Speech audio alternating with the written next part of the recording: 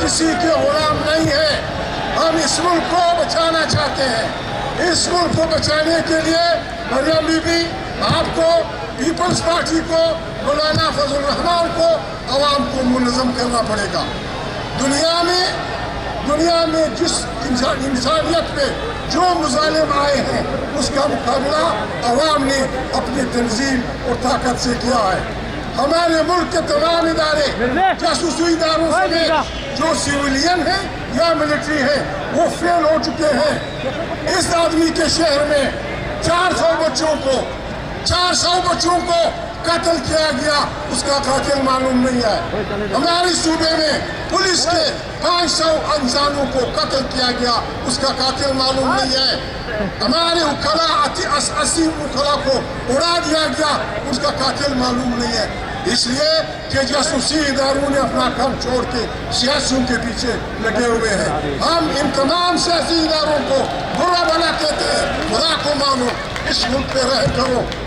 इस मुल्क के वज़ीर आज़म या नवाज शरीफ 3 दफ़ा वज़ीर आज़म रहे, यहाँ गिलानी साहब, हमारे राजा साहब।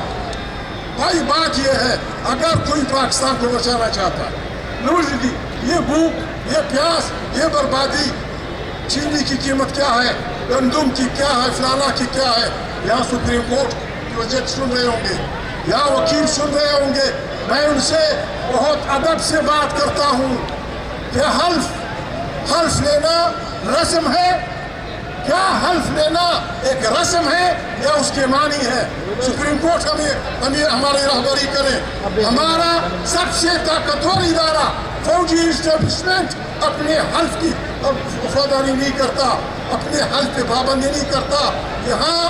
यहाँ जो भूख अफलास है, यहाँ जो भूख अफलास है, सब मुफ्ती नेमा मौलाना फजल रहमान आउरी, कुरान करीम भूखे आदमी के लिए, कुरान करीम गरीब आदमी के लिए जो भूखा हो, बिल्कुल हराम जानवरों का गोश्त खाने का हुक्म देता है, मजे के लिए नहीं।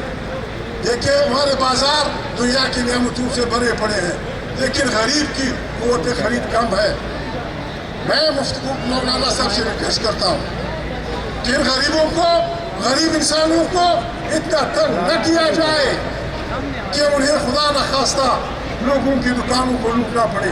दुकानों ने बंदा गलता कहूँ बेखबर खलबों, लाहौर के लोगों, पिंडी के लोगों, सरकारी ज़खायर के गुदामों का अंदाज़ा लगाओ।